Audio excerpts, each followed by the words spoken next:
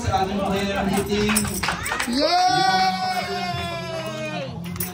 Amen! And we thank you guys for coming for our second night ng Tarrying Night. And we welcome doon sa mga nasa online. Kung sino ka man, we are grateful na kasama ka namin sa ating Tarrying Night. Sige po, tayo pong lahat ay tumayo at tayo manalangin at salamat sa Panginoon. Sige po, tayo po umigit at yumuko. Hallelujah. Dakila ka, O Panginoon, Diyos na makapangyarihan sa lahat, Diyos na lumalang ng langit at ng lupa, purihin po ang dakilang pangalan ng Ama. Sa oras po ito, sa gabing ito, Panginoon, kami po ay nagpapasalamat, O God, sapagkat kami ay narinito, Panginoon, upang muling ibigay at ihandog ang aming mga sariling sa haing buhay, Panginoon. At dalangin po namin, Ama, na tingin mo ang aming panalangin, O Diyos. At nararapat ka na tumanggap ng papuri at alay at handog, maging ang aming pagsamba, Panginoon. Kalugdan mo, Panginoon, ang aming gagawin sa gabing ito. Sa ipo namin, ibinabalik ang lahat ng papuri at pasasalamat sa tanging pangalan ni Jesus. Ang lahat po ay magsabi na Amen! Sige po, alina at purihin natin ang Panginoon, ang Diyos.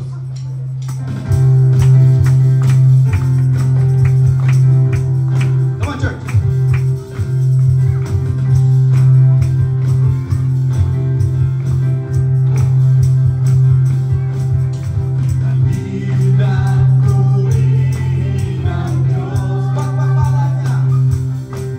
Pagpapalag niya sa akin.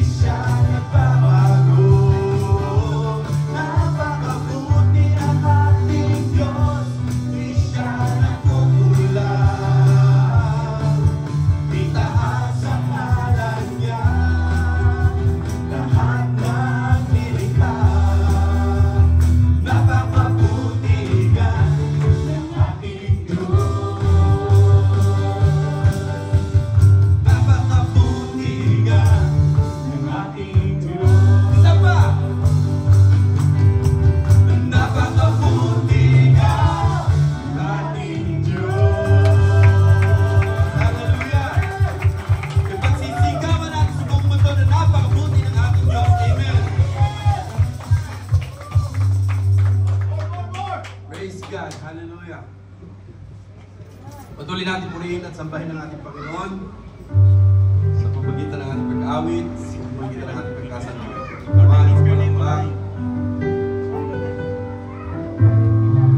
Isang dahilan at isang one reason kung bakit po tayo narito. Hindi po dahil in-launch na meron tayong taring night. But every Wednesday, and because nagkaroon tayo ng program na ganito, yung reason natin is to be here, to be with God, magpasalamat. Because to do everything for us, kahit tayo nagkukulang, but He do everything. Hindi siya nagkulang.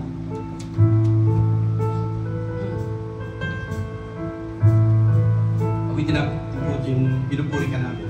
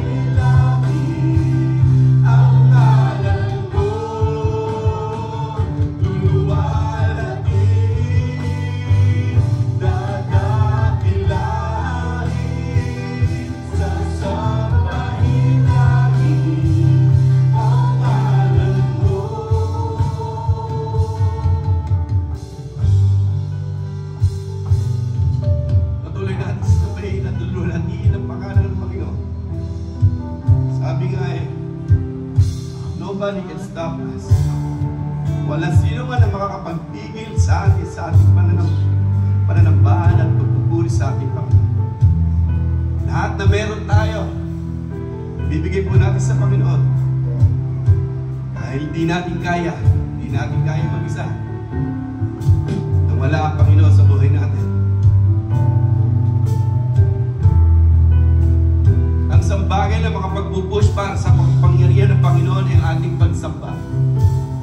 Kung tayo ay sumasamba, nananampalataya sa Panginoon, namumove natin ang kamay ng Panginoon upang kumilos sa ating buhay. Kaya sa ating pagpupuri at pagsasamba, nalulugod ang ating Panginoon. Come on, church, pinupuri ka namin. Pinupuri ka namin, Lord. Itinataas sa'yo aming kamay. Pinagpupurihan! Pinupurihan ka ng awit. Sasabayin ang tanging ngalan mo. Luluwalhatin! Dadakilain, sasabahin lagi ang ngalan mo. Luluwalhatin! Dadakilain, sasabahin lagi ang ngalan mo. Luluwalhatin, dadakilain, sasabahin natin ang ngalan ko, ang ngalan mo. Hallelujah. Patuloy natin sambahin ng Panginoon. Siya lang ang ating pag-asa. Wala nang iba. Hindi magulang mo, hindi kapatid mo, hindi doktor, o kung sino mang tao na makakagawa ng tulong sa'yo. Kundi ang ating Panginoon lamang. Sapagkat hindi siya nagkulang.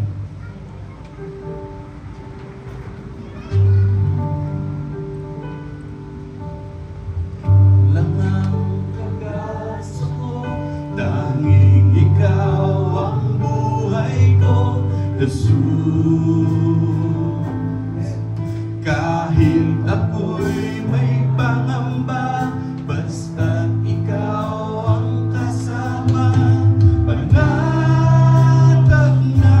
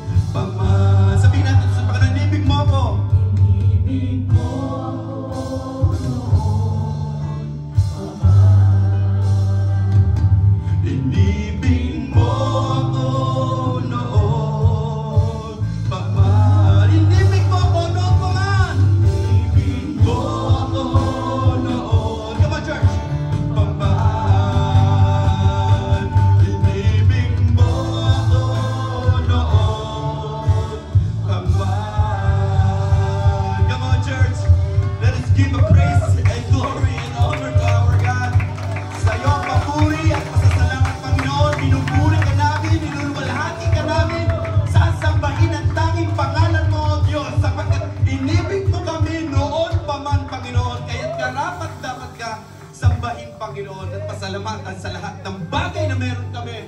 Purihin po ang dakilang pangalan. Sa pangalan ni Jesus, ang lahat po ay magsabi ng Amen! Palakpak po sa ating Panginoon. Praise God. Sige po. Pwede na tayo makaupo. Napakabuti ng Panginoon. Amen? Hallelujah. Mainit na, lalong pinainit ng Holy Spirit. Glory to God. Sino pong napagpala? Hindi po para magtawag, dahil alam niyo sa sarili niyo, kayo may pinagpala. The conviction of the Holy Spirit will bring you here. Okay? Sige. Ay, may birthday ba? Sige po. Happy birthday, Ate Nice. More blessing and birthday.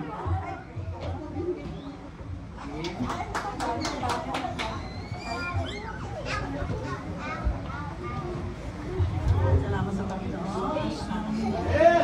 Amen. Gusto ko lang po magpasalamat sa Panginoon dahil napakaganda nung inawit natin. No? Inibig mo ako noon pa man. Naalala ko po nung ako'y bata pa, nakakaba nito. 9 years old pa lang yata ako o 10 years old.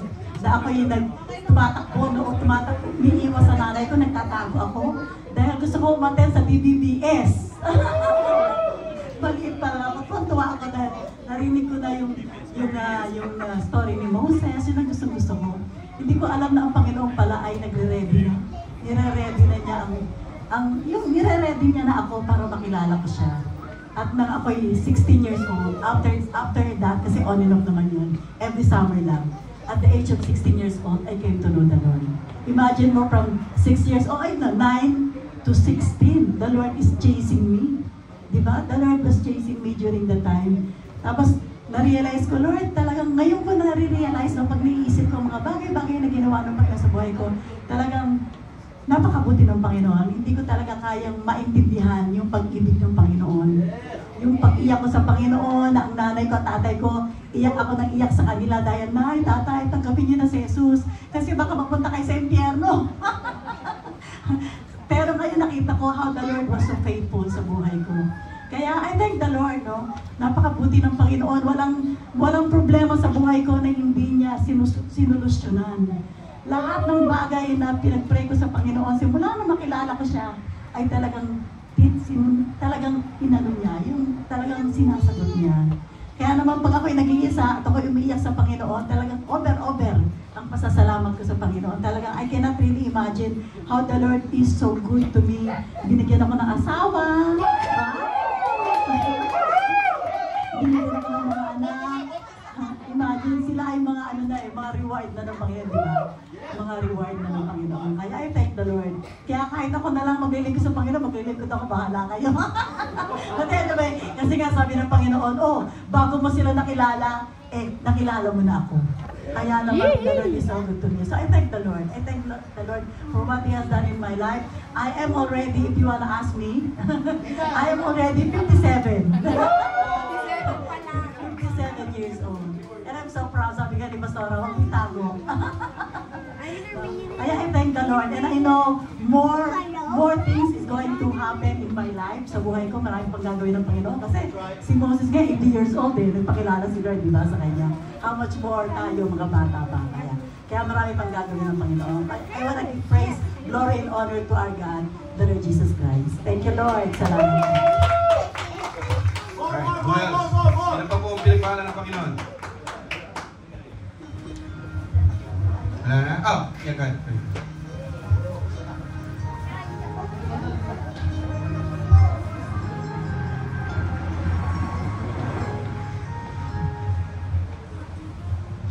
Magandang gabi po sa inyo lahat at ako yung mag-testify lang sa kabutihan ng ating Panginoon. This morning while we were walking, kasama si Joseph. Si Brother Joseph is paralyzed sa half body niya. So when he walks, he has to drag the other feet. And we were just talking about the goodness ng Panginoon, and it came out to be na napag-usapan namin na aking mahal sa buhay, si Sister. Sabi ko, alam mo, ang tinuturo sa atin ng Panginoon, Kaya kami tumagal ng asawa ko ng 32 years.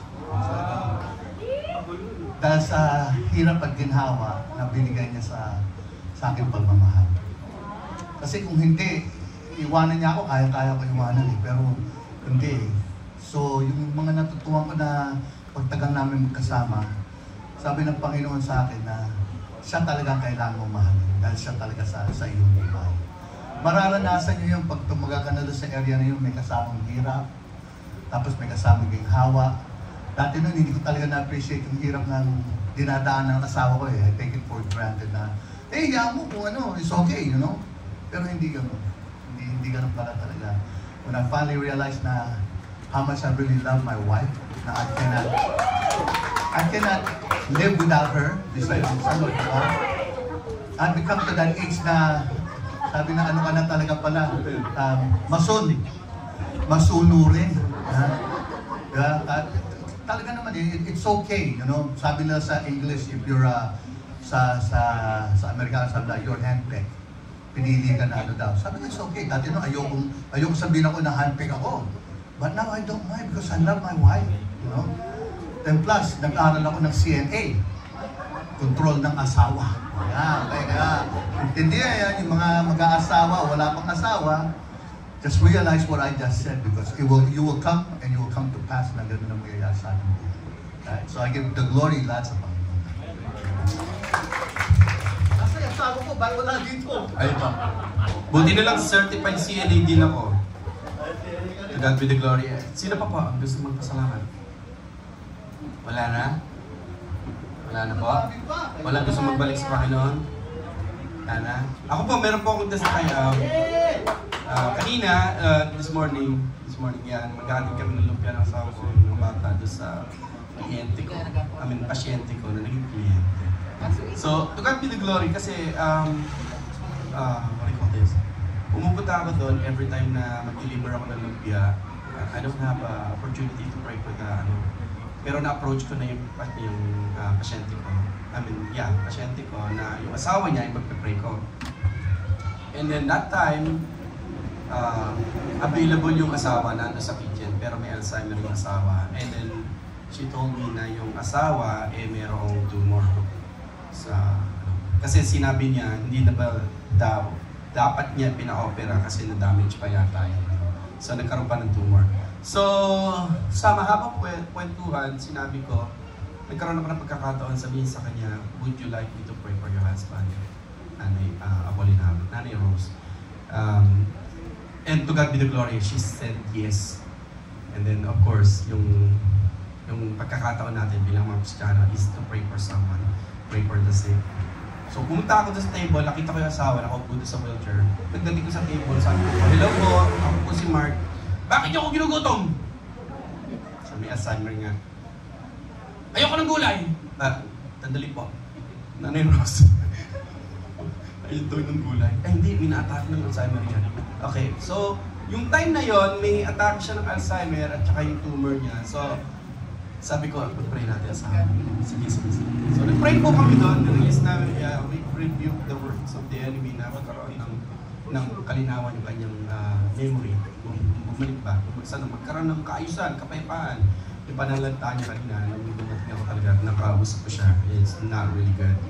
Tapos, yun nga, pray yung tumor na, Lord, in the name of Jesus, in the blood of Jesus, the tumor will be gone. No? I'm not saying ako yung, but you're the one who will do something. So, nung time na yon, pagkatapos namin mag-pray, naiyak kami doon yung sinani Rose, ako. Binalikan ko yung pasyente, yung asawa, sorry. Binalikan ko yung asawa ko, nagpakilala uli ako, sabi ko, ako po si Mark, kamusta po kayo? To God be the glory. Alam niyo po, binigay niyo yung kanyang kapal. Inubot niya sa kamay ko. Sabi niya, ako si Manong Egor. Ang linaw. Sabi ko, Manong Egor, ako po si Mark. Kamusta po kayo? Ang buti naman. Hindi ba napakabuti ng Panginoon sa bagay niyo? And that one prayer, na-release agad, samantala nung pagkakilala, ako po si Mark, wala, ayoko ng gulay. Okay, so, yung Alzheimer nandun, pero with the prayer, the power of the prayer, it really works. Kung nangyayari at nagaganap yung ganung bagay, do it to your family. Do it with your coworker. Do it with your kids. Do it with your husband and wife. Prayer works. Iniwala po kayo. Kaya, to God be the glory, ginamit po ang lingkod niyo sa buhay ng asawa ni nanay po nila. Amen. Saan po natin ang Panginoon. Sino pa po? Kung wala na po, talagang bibigyan na natin sana. Okay, so wala na. To God be the glory. Bigyan na po natin ng oras at pakikinig sa ating mensahe. Ang mabuting bahay ni Pastor John. Ate Norlene, palakpak po sa Panginoon. Sama ko yan, sama ko yan. Ayun. Ganda. Love. Ayan. So, good evening po sa bawat isa. Yan, isang mapagpalang gabi sa lahat. So, second night ng ating carrying nights. And tonight, I want to share with all of you yung makikita po natin sa Psalms chapter 37 verse 5. If you have your Bible with you, can you open it? And let's read it. Sa New King James Version, it says here that, "Commit your way to the Lord, trust also in Him, and He shall bring it to pass." Tayo pong lahat ay manalangin. Hallelujah, Lord. Pinupuri ka po namin, Panginoon. Tunay na Ikaw ay mabuti, tunay na Ikaw ay dakila, Panginoong Diyos. At Ikaw, Lord, ay tapat sa amin pong lahat, O Diyos. And Lord, sa gabing ito, dalangin po namin na ang inyong salita ay mangusap po sa amin, Lord. At wala pong lalabas ng lugar na ito, Panginoon, na hindi po napagpapala, Ama, ng inyong salita, Panginoong Diyos. Mangusap ka, manguna ka, Lord, at kayo po ang mapapurihan sa gabi nito. Salamat po sa inyo. Ito po ang aming dalangin. Sa pangalan ni Jesus. Amen. Amen. So, dito po, makikita po natin sa Psalms chapter 37, verse 5. Yan nga po ang sabi ng ating Panginoon. "Commit your way to the Lord, trust also in Him, and He shall bring it to pass." So, bago natin i-dig deeper itong verse na ito, at may tanong lang ako. Sino dito ang may perfect life? Sige nga po. Sino po ang may perfect life? How about imperfect life? Taas ang kamay. Yes. So, tama po, di ba? So, wala ni isa man sa atin ang may perfect life na may tuturing. Amen? Dahil, lahat tayo ay mayroong troubles na pinagdaraanan, struggles, or worries. Amen? And when these things come along, what is our first reaction? Yan. So, pag nandiyan na yung pagsubok, ano yung una nating reaksyon agad? Do we start complaining the Lord? Do we start complaining, Lord, bakit? Diba? Do we start asking Him, why, Lord? Do we start questioning Him? Bakit ako, Panginoon? Or do we start praising Him?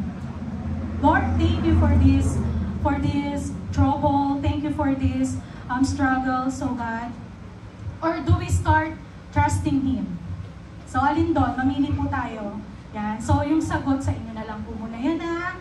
Yan. So, yan sa ating sarili. So, ibig sabihin, talagang bawat mananampalataya, habang nabubuhay pa tayo, walang libre na pagsubok. Diba? Talagang lahat tayo ay nakakaranas niyan. Iba't iba nga lang ang anyo. Amen? So, let's talk about tonight with this verse in Psalms chapter 37 verse 5. So, keep trusting and start worshiping the Lord in times of testing. Yan. Sino dito yung gusto lagi may exam, may test, math test, di ba? Yung teacher, mahilig magpa-test. Pero yung mga students, ayaw, no? So, naniniwala ba tayo na ang ating buhay ay isang serye ng mga test, series of tests? Amen? But, these tests or these exams can help us grow and develop. Amen? Kaya nga, test in life, sabi nga nila, yung mga test na pinagdaraanan natin, mga pagsubok na pinagdaraanan natin. Sometimes it hurt. Amen? Di ba minsan ang sakit? Masakit, Lord. But at the end of it, tulong siya. It is a help for us to grow. And it can also, sometimes it can also break. It can also break us. Diba? For the other people, it can break them. But for most of us Christians, it can build us. Amen? Depending on how we can react on every situations, on every trials that we are in. Depende. Ano yung papayagan mo? Ano yung papayagan mo? Ma-build up tayo bilang mananampalataya o ma-break tayo bilang mananampalataya? Ano yung papayagan natin na patuloy tayong ma-hurt because of these troubles or maging help ito sa atin bilang mananampalataya to grow us and develop our faith to the Lord. So, sabi nga, di ba, yung test in life may vary into different shapes. Iba't ibang anyo. Minsan yung mga pagsubok natin, si kapatid na ganito, nandun siya sa point ng ang provision, yung iba naman ay family, yung iba naman ay love life, yung iba naman ay basta kung friendship. So, iba't ibang shape, di ba? Pero, kaya tayo nandito ngayon. Tingnan mo yung katabi mo. Amen. Kaya ka nandito ngayon. Dahil sa pagsubok sa buhay natin, nananatili tayong nakatayo. Because, number one, it says here, di ba? Sabi dito sa Psalms chapter 37 verse 5, it says here, commit your way to the Lord. Yan. As a Christian, we should have, number one, clear direction set up. Ibig sabihin, when we say commit, yan, yung parang commit, yung kanilang tinetestify dito ni Kuya Teddy, di ba? Yung very committed siya kay Tita Fe. Di ba? Nag-take pa siya ng course ng CNA. Di ba? Ilang semester ba yan, Kuya Teddy? So, when you say commit, you spend a lot of time, di ba? Not just yung spare time, but the quality. Di ba? Yung kalidad. So, when we say we commit our way to the Lord, malinaw sa atin na yung patutunguhan nating direksyon, yung mangyayari sa atin, kasi nakakommit tayo kanino? Sa ating Panginoon. So, when we commit to the Lord, yung ma-achieve natin yung goals natin. And what is our goals during the test of life? Ano ba yung goal natin? Ano ba yung goal natin? Ha? Ang goal natin ay, ano ba yung goal natin kapag may pagsubok tayo na dumarating sa atin? Malampasan, ma-overcome. Amen? Huwag mong tatambayan yan. Huwag natin tambayan. Sabi ko sa katabi, huwag mong tambayan yan. I-overcome mo yan. Amen? And hindi mo lang basta dapat yan palampasin. O, di ba? Dumaan yung pagsubok, lumagpas lang siya. Huwag kang papayag na lumagpas lang siya. Dapat may natutunan ka dun sa pagsubok na yun. Para sa susunod na test, pasadong-pasado na. Amen? Pasadong-pasado na. So, commit your way to the Lord. It means that to dedicate yourself to the Lord. Amen? Dedicate ourselves to have a clear direction in times of test. Amen? Because when we say commit our way to the Lord, it is the idea of completely giving something over to God. Hindi, Lord, yung itong dumating na pagsubok na to, Lord, ito lang yung iaasa ko sa iyo. Ito lang yung i-commit ko sa iyo. But God wants us to completely, lahat ng pagsubok na meron tayo, completely depend on Him. Completely giving something, everything to the Lord. Walang ititira. Sabi mo sa kapatid, wala kang ititira. Lahat i-commit mo sa Panginoon. Amen? Lahat i-commit natin sa Panginoon.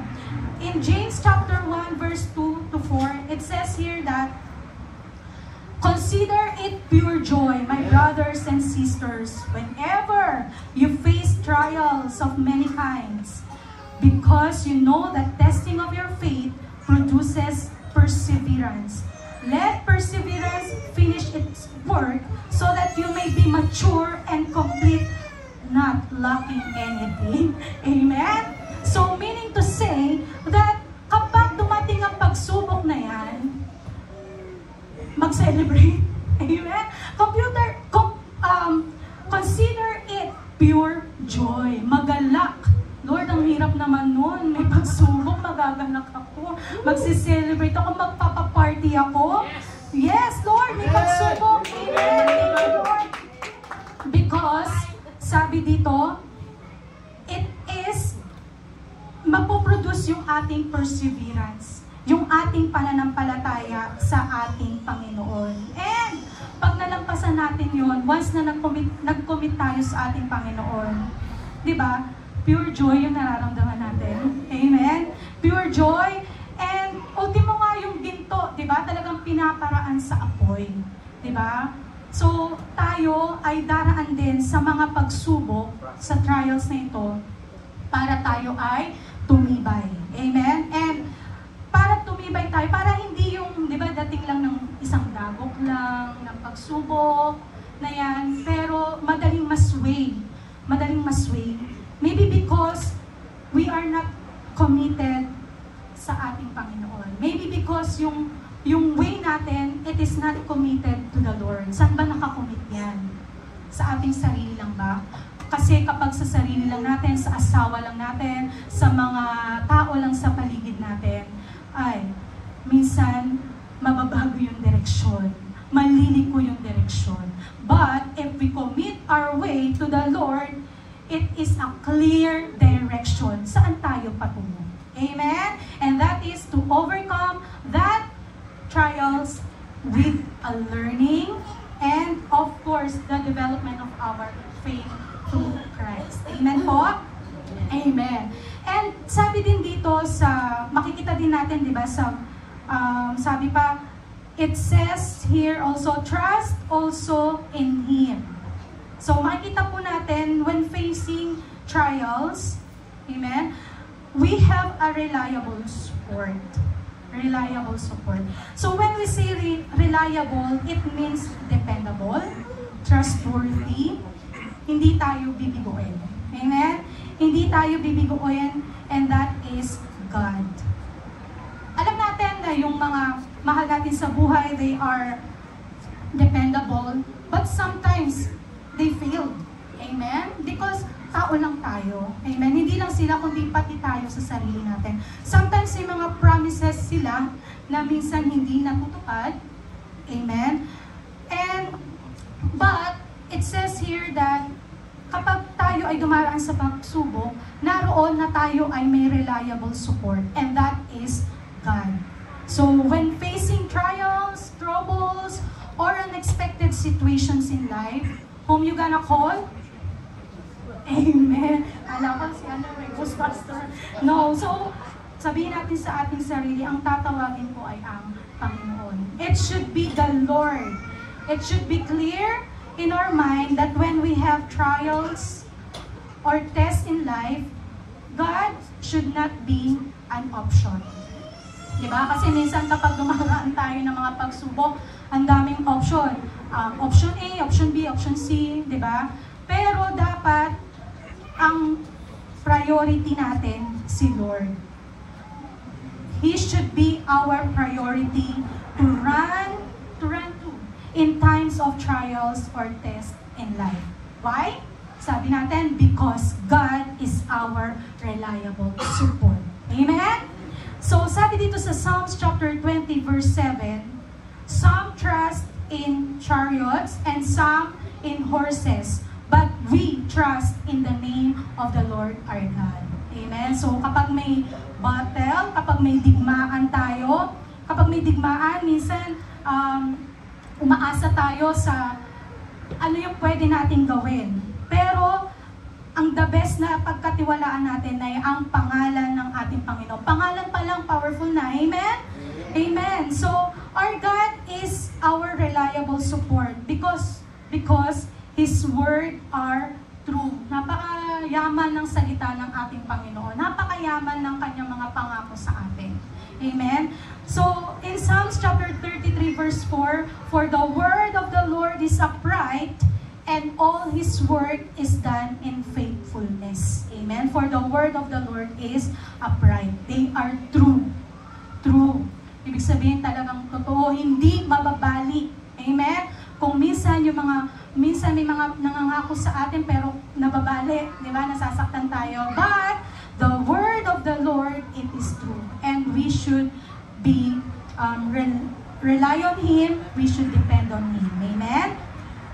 Kaya sa oras ng pagsubok, lagi nating unang isipin o gawin, tatakbo ako sa Panginoon. Amen? Tatakbo ako sa Kanya ako lalapit. Amen? Alam niyo po sa Pilipinas, uso po doon yung kapag dipet, kay Bombay lumalapit. Familiar po kayo? Yan, 5-6. Yan, very familiar po. Diba yung mga Bombay, nakamotor pa sila. Kaya para, dadalhin kita sa Pilipinas ngayon, mga Bombay. So, nakamotor sila. So, may dalang payong, yan, umot.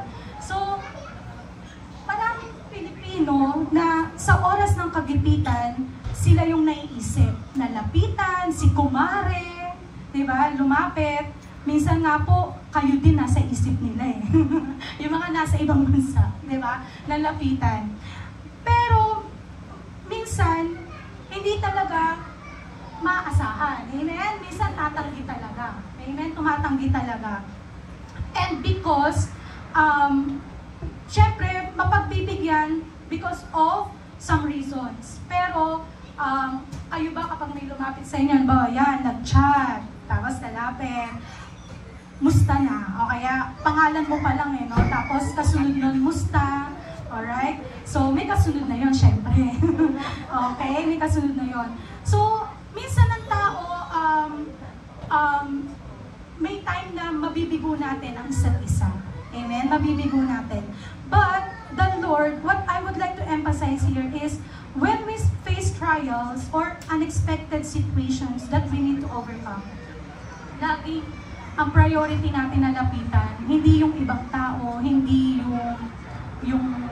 ibang tao, kundi takbo agad sa Panginoon. Amen? Iluhod agad sa Panginoon. Sabi nga kahapon, kagabi ni Pastor ano rin, di ba, prayer, ibabad natin sa panalangin. Amen? Dahil yung nilalapitan natin, reliable. Amen? Ang sayang isipin na alam mo yun, yung kahit na anong trials, kahit na anong pagsubok pa yung dumating sa atin, may Panginoon tayong matatakbuhan sa oras ng pagsubok. Amen? Naalala ko noon during my pregnancy, talagang gusto ko, syempre, pag nanganak kami, mahirap talaga. Naalala ko, sabi ko, Lord, parang gusto ko kasama ko dito yung nanay ko. Kasama ko yung mama ko, nasa loob ng delivery room, si mama yung, although si Pastor John, okay naman po. Pero di ba yung parang gusto mo yung hawak mo yung kamay ng nanay mo. Ako po yun, ako personal. So hawak mo yung kamay ng nanay mo, di ba? Hindi para sermonan ka, ayan, anak ka pa kasi. Hindi para sermonan ka, kundi parang makakuha ka ng encouragement from that moment. Pero, hindi inalaw ng pagkakataon at ng panahon. So, hindi nangyari. Pero pag ginusto natin na sa Lord tayo lumapit, amen? Ano man yung sitwasyon natin, ano man yung panahon na yan, ano man yung pagkakataon na yan, andyan ang Panginoon. Amen? Andyan ang Panginoon. So, kaya nga po, sabi ng ating Panginoon sa Mark chapter 13 verse 31, "Heaven and earth will pass away, but my words will never pass away." Very dependable yung words ng ating Panginoon. Sabi, it will never change any word He has promised. Ano ba yung pangako sa inyo ngayon ng Panginoon? Ano ba yung pangako na pinangahawakan mo ngayon sa ating Panginoon? And sabi ng ating Panginoon, He is true to that promise. Amen? So, hintay lang tayo dahil tutugon ang ating Panginoon. Amen?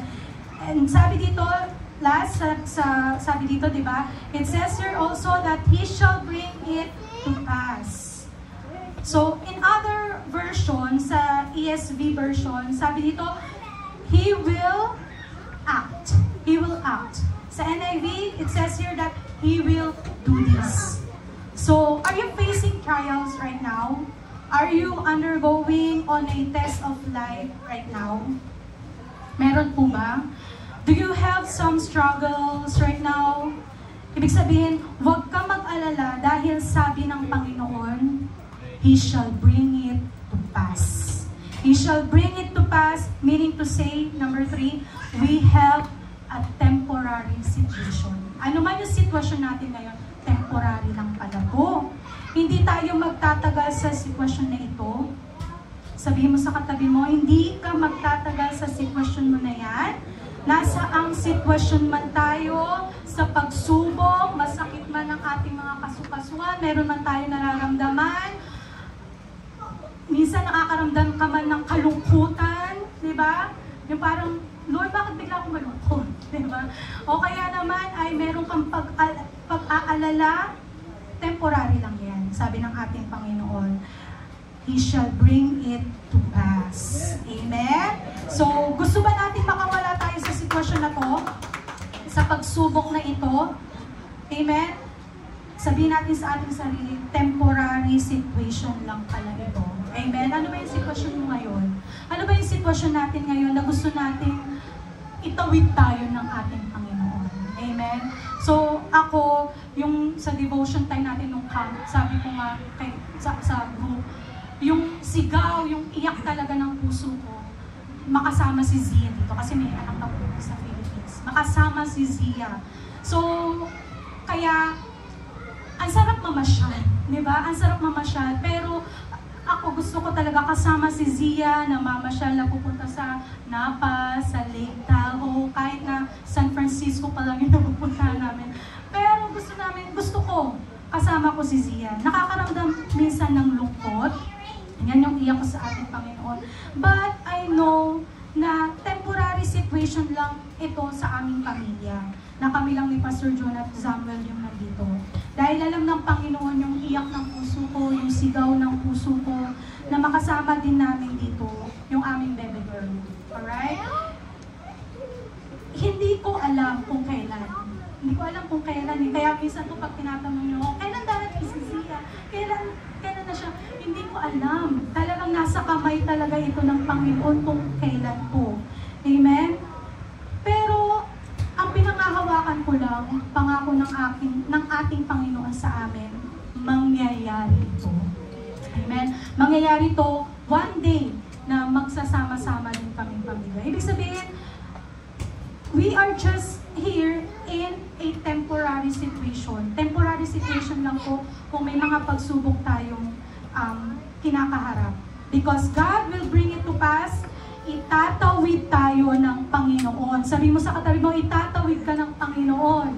Amen? Itatawid ka ng Panginoon. Hallelujah? So, let's remember that nothing is permanent except for change. Diba? So, let's not stress ourselves too much. Diba? Talagang, because no matter how bad the situation is, nasa akala natin wala na tayong kawala, nasa akala natin wala na tayong talo na. Alam niyo yun? Lord, wala na akong lulusutan na. Parang dead end na. Pero, hindi. It will change. Dahil, ano po ulit yung sabi ng ating Panginoon? Itatawid niya tayo. Alright? Magbabago ito because God will bring it to pass. Itatawid tayo ng Panginoon. Amen? So, sabi dito sa John chapter 16 verse 33, I have said these things to you, that in me you may have peace.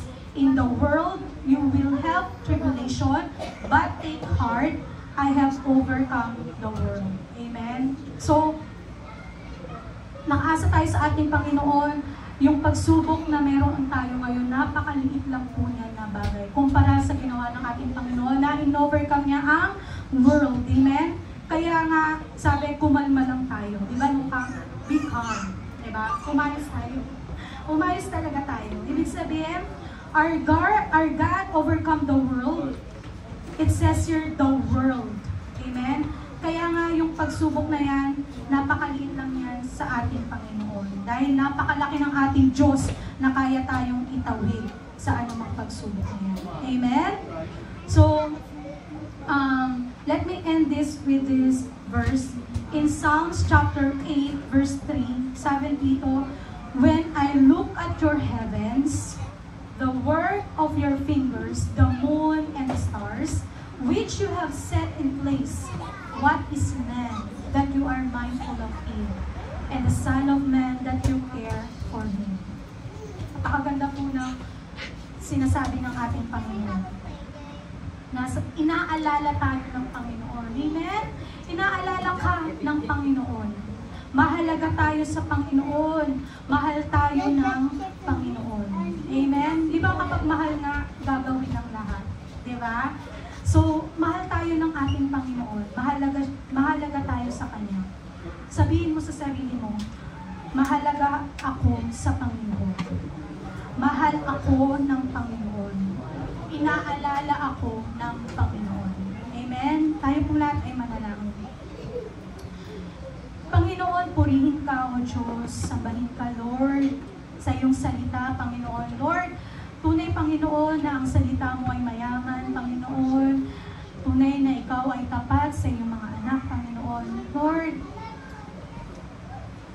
kilala mo kami, Panginoon. Kilala mo ang bawat isa sa amin. Alam mo ang pinagdaraanan ng bawat isa. Alam mo, Lord, ano man yung sitwasyon na meron kami, Panginoon, sa oras na ito, Panginoon.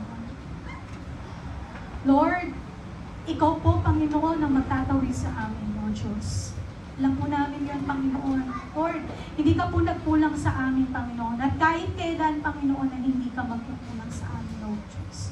Lord, kung may mga pagod na puso, pagod na katawan, Panginoon, ikaw po, Lord, ay hindi nagkulang sa kalakasan, Panginoon. Ikaw po ay hindi nagkulang sa kagalakan, Panginoon. Lord, kaya mo, Panginoon, itong ipagkaloob sa amin, Panginoon. And Lord, we believe in you, we trust in you, O God, that you will bring it to pass, Panginoon. Itatawid mo kami, Panginoon, anumang sitwasyon, anumang pagsubok, Panginoon, na meron kami ngayon, Lord God. Salamat po sa inyo, O Diyos. Tunay na dakila ka, tunay na ikaw ay karapat-dapat na purihin at sambahin, O Diyos. Ito po ang aming dalangin. In Jesus' name, Amen. Amen.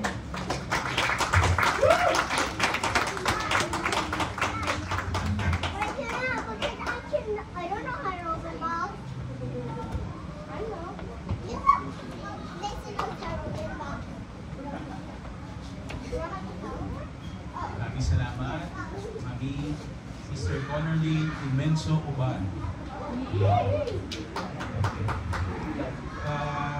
Actually, ito yung paborito namin doon. Kakantahin ko lang sandali. Okay lang. Sa Pilipinas, kinakanta namin yun. Gusto ko sana gitarahin ka na din naka-set up. Pero, kantahin ko na rin. Itatawid sa Lindas. Huwag na lang. Okay. Sa bawat dahon ng aklat ng buhay, bakas ang luha na tumatangay, inaalon ng pag-asa, unti-unting nawawala, haligi ng munting daigdig ko. Minsa'y nanlalamig na rin ang araw, ihip ng hangin ay gumiginaw, nalulumbay, hanap ay isang gabay, sa piling mo'y hindi mabibigo. Kahit magunaw man ang daigdig, lisanin man ang init ng mundong nanlalamig, kahit na humayo sa daan, magkabilay bangin, ikaw pa rin, O Diyos, ikaw pa rin. Pag-ibig mo'y hindi magwawakas, kalinga mo Diyos ang siyang magbibigay lakas sa anumang panganib, ginintuan ang iyong pagliligtas. Panatag at tiyak, itatawid mo sa landas. Itatawid, ililigtas.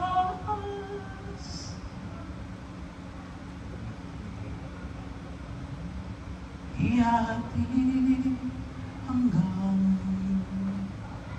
wakas. Praise the Lord, praise the Lord. You know that song? Amen. Kanta po yan ni Adel De Pana. Hindi ko po kanta yan. Kinakabahan talaga ako pag solo lang. Yan po, pag personal devotion lang, yan ang kinakanta. Praise the Lord. Itatawid sa landas. Pwede rin po yan. Okay po? Now, let's go on to our prayer items. We're gonna pray as a group. Pero prioritize po natin yung personal prayer request natin. Okay. This is your opportunity to ask prayer requests at maging prayer intercessory prayer yung mangyayari sa atin. Pag-pray natin ang bawat isa. Pero ito po yung ating mga prayer items. Una na po dyan yung ating, pag-pray pa rin natin repair of the parsonage. Let's pray for Israel. Okay, you know kasi, yes, pangalawa po sa Amerika, the second part. Yung Israel po, nandyan yan hanggang sa dumating ang Panginoon. Hindi po yung mawawala. Nandyan po siya. Kahit na anong gawin ng mga karatig bansa kalaban niya, still, because it was prophesied, nananatili sila. And those who are praying for them, yung binibless niyo yung mga nagpe-pray sa kanila. So let's pray for Israel. Kung ano man sitwasyon na si Glenn, sa mga ulo ng balita, let's pray. And then, in prayer request po, prioritize natin kung magpunta po kayo sa grupo ni Kuya Glenn, sabihin nyo lang po yung prayer items, yung inihinga ba ng inyong puso, okay lang din naman yan. Okay po? Yung gusto nating mangyari. Okay, then, pangalawa po dito sa JRM 24th anniversary, this coming September, panalangin natin yan, ha? 24th anniversary, praise the Lord! Hallelujah!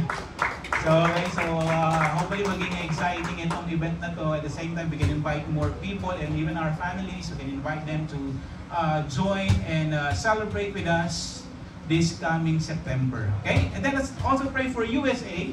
Isama natin, panalangin itong bansang ating kinatatayuan. Hindi po aksidente na nandito tayo. Okay? Hindi po ito dahil lang meron tayong ginawang mga paperworks kaya tayo nandito. We are here because we need to pray for this land. Tayo ay maging ilaw at maging liwanag dito sa bansang ito. Tama po? Kaya unang ginagawa natin dapat ay nananalangin. Ipanalangin po natin. Alam mo nangyari kila Trump naman. So alam ko naman na familiar kayo doon. Konting-konti na lang, ano? Parang hindi naman yata sa hindi naman sa gawa-gawa. Kasi parang at stake ang buhay, diba? Konting-konti na lang. So kaya isang patunay yan na ito ang ating paligid ngayon. Po? Naalala ko pa dati nung nangyari sa Pilipinas yung ganyan, sa Plaza Miranda, yung sa nagagisang Granada. Di ba po? 1969, doon po sa Pilipinas. Pero after that, wala na pong nabalitaan. Pero sa mga ibang mga suksok na lugar, may mga nangyayari pa rin gano'n. Pero ito, harap-harapan. So I think we need to pray for the USA. Amen? And then let's pray for Taring Nights, last night na natin tomorrow. And hopefully makasama lahat, nakakompleto. Purihin po ang Panginoon, salamat. And those who are, makompleto rin na natin. At saka yung mga nag-commit po ng mga araw, salamat po sa mga nasa online. Thank you. And let's pray for our August friend day natin, National Senior Citizens Day. Mga seniors, taas kamay. Ayan. Ayan po. Senior. Okay, mga seniors, well, this is your day. We will go to celebrate. Kung meron pa kayong nakilala, kakausap, pakwentuhan, we can invite them. So, Sunday po, mabibigay po tayong flyers para po you can invite your mga kakwentuhan natin. Okay? Mga seniors, i-honor natin sila sa araw na ito. August 18. And then the prayer request. Alright? So, ito po yung mga grupo natin. Si Brother Glenn, si Kay Glenn, Number 1, si Brother Teddy, Kuya Teddy. Number 2, Brother Matthew, nasama ka sa sa linya, alam mo na. Okay. Dapat si Ren talaga yan. Okay. Sige. So, tayo po yung mag-grupo-grupo. You have 15 minutes to pray. Medyo mahaba ng konti. Ganito po, yung leader po, siya yung primary prayer warrior. Kung ang grupo ay hindi po komportable na manalangin, you're not comfortable to pray, okay lang po. Sabihin lang ninyo doon sa prayer leader ninyo. Okay po? Okay, pero kung gusto niyo talaga mag-pray, sabihin kalabitin niyo, ako naman mag-pray. Pwede rin yun. Pero kung hindi, okay lang, naiintindihan po natin yan. Okay po ba yan? Sige po, lahat po ng dito po, grupo ni Kuya Glea, bibilang po pala tayo. Itatawid na ko sila. Okay, bilang po tayo. Ay, 1, 2, 3.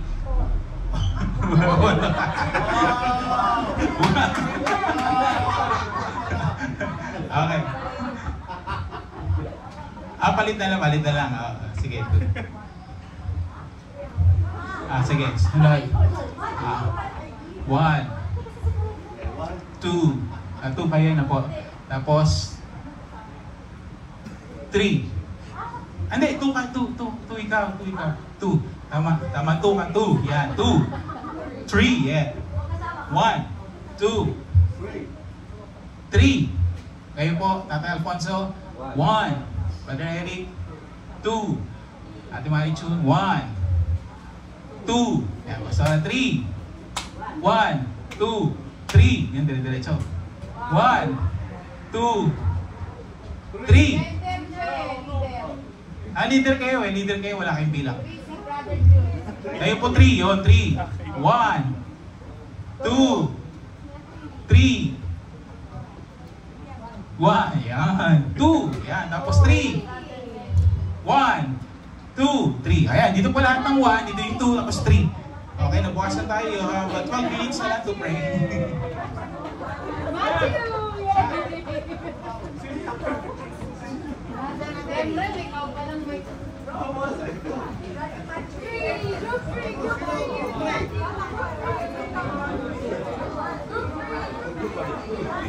Pwede naman luwag. Sige po, and yan. So prioritize natin yung mga prayer requests natin. So kung i-lead naman kayo ng Holy Spirit, extend your time, no problem. Okay? Isa mahalaga ay makapag-pray tayo and the Holy Spirit is moving in our ways. Okay po yan. Okay po.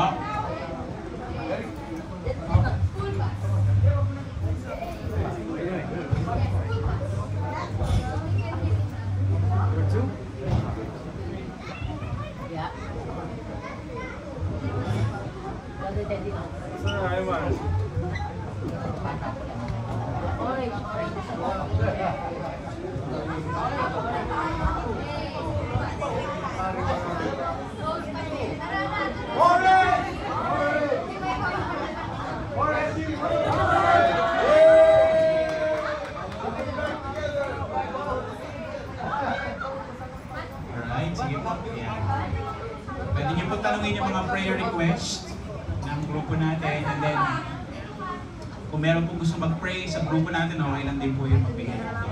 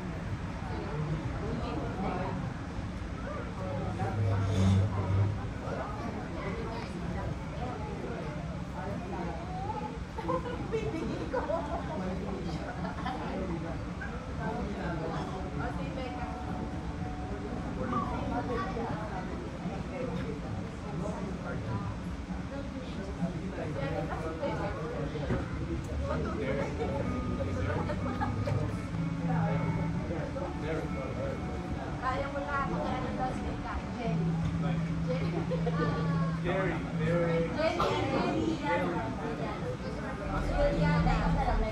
Magpasok ko rin mo. Eman. Magpasok ka. Ha? Ay,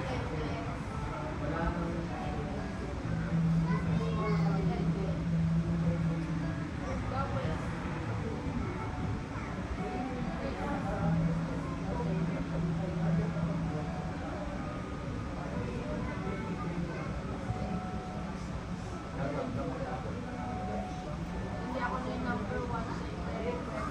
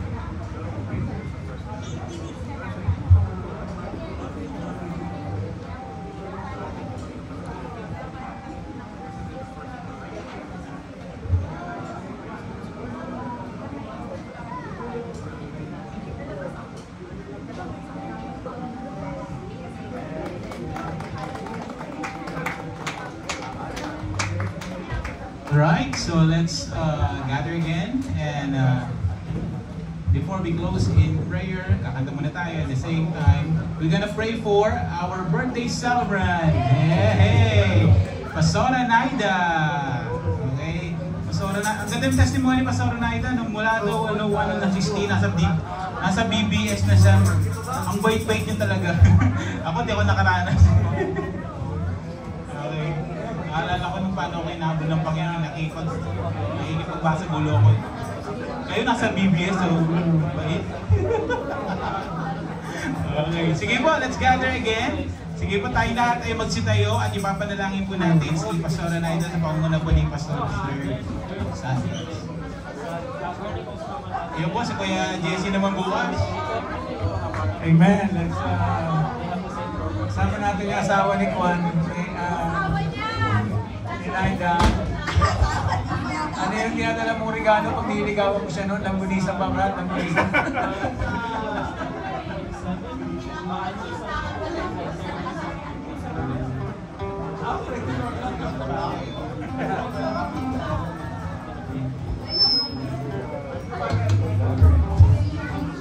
Sige, let's all pray.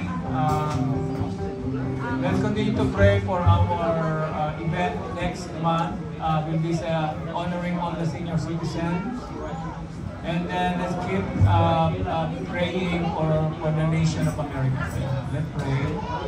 Let's pray for all the political candidates.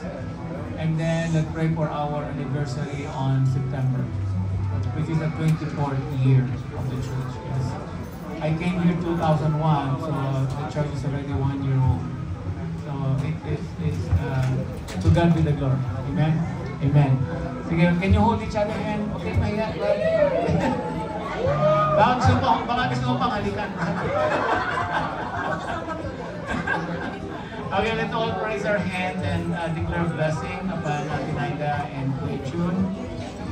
Father, this is really a beautiful thing, Lord, to remember your goodness, Lord, because birthdays declare your goodness, your favor, that we may be older by 1 year, oh God, but it's a sign that your presence is with us. It is a sign, Lord, that you are preserving us, oh God. It is a sign, Lord, that you are not done yet in our lives, oh God. And Father, thank you so much for the life of this couple, oh God. Lord, throughout the years, throughout the decades, oh God, Father, you've been so faithful to them, Lord. You have never forsaken them. You have never abandoned them, oh God. You always provided for them.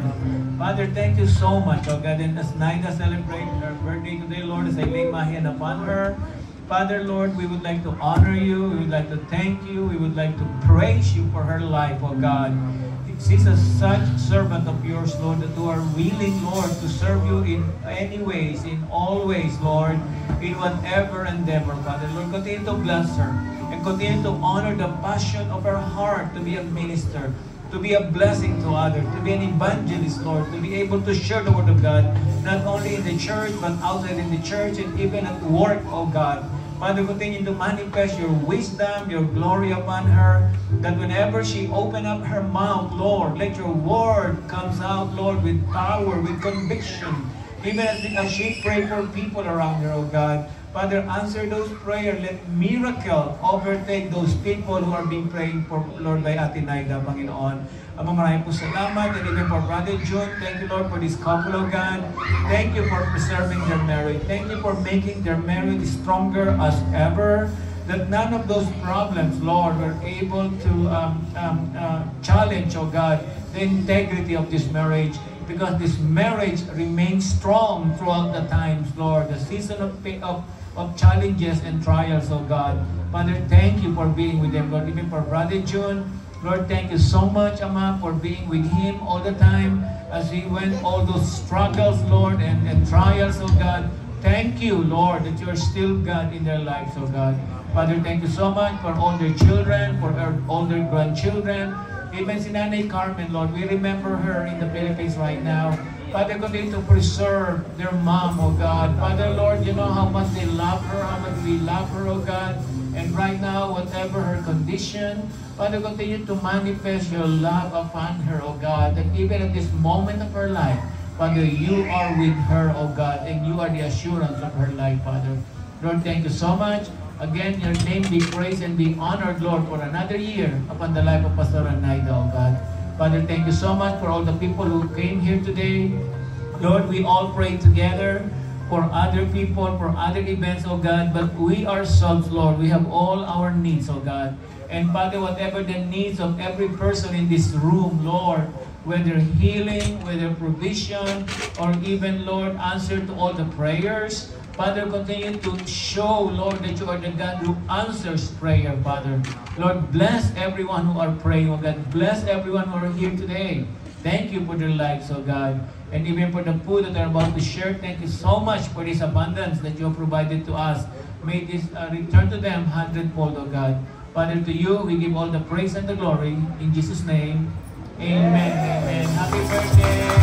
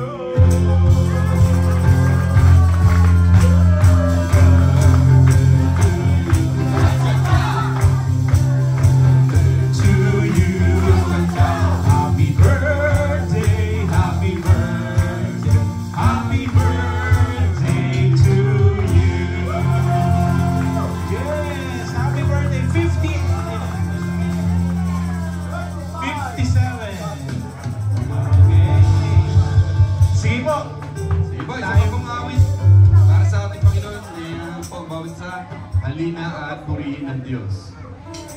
Mo! Yes!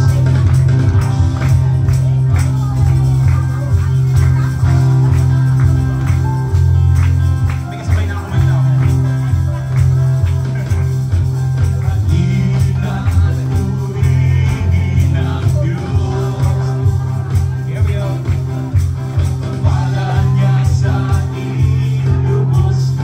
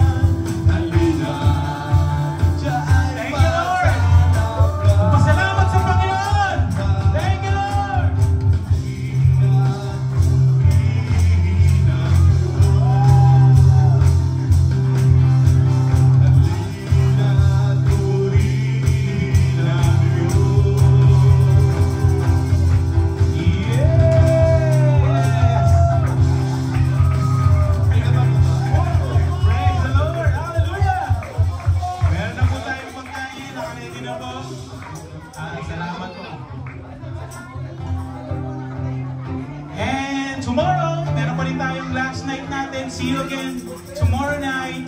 That will be our final tarrying night. Praise the Lord. Hallelujah. Thank you for joining us.